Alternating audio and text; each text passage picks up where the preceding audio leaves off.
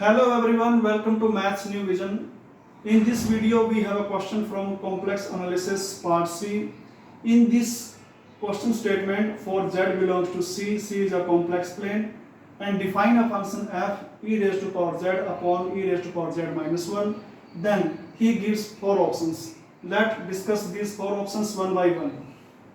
In first option he says f is entire. Entire means analytic function at each point of the complex plane. When we see our f, this f is of the type h of z upon g of z, and we know this type of functions are entire if hz and gz both are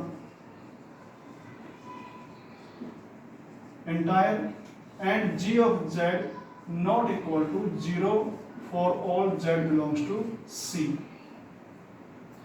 If this condition holds, this type of function is entire. Now we check our function. Here what is h e raised to power z, and this is exponential function, and we know e raised to power z is entire, also e raised to power z minus 1 entire. Therefore we have to only check whether this e raised to power z minus 1 is equal to 0 in C or not. Let's check. E raised to power z minus 1 is equal to 0, e raised to power z equal to 1, and this 1 can be written as e raised to power 2 pi iota n, where n belongs to integers, and this implies z belongs to 2 pi iota n, where n belongs to integers. These are the complex numbers at which this g gives 0, means these complex numbers are zeros of e raised to power z minus 1. This means this has zeros in C. Therefore we can say our first option is wrong. Now come to next options. When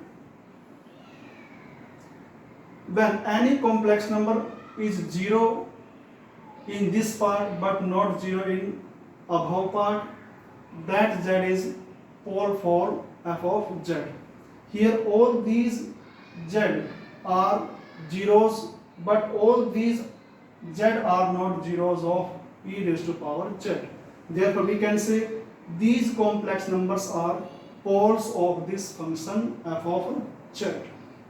And also we know that if we write this as,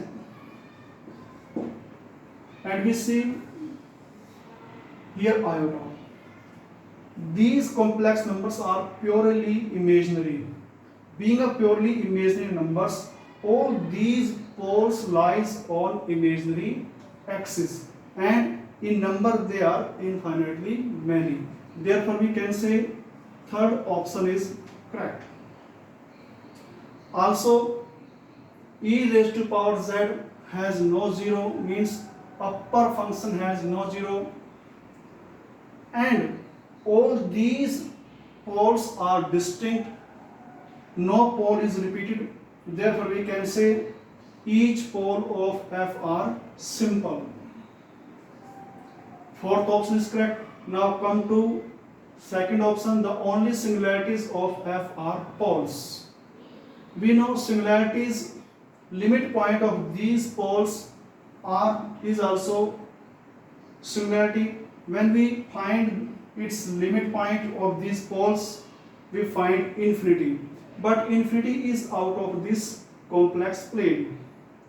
And also we know that limit point of zeros of f are also singularity, and we know this e raised to power that has no zeros means no singularity of from zero side.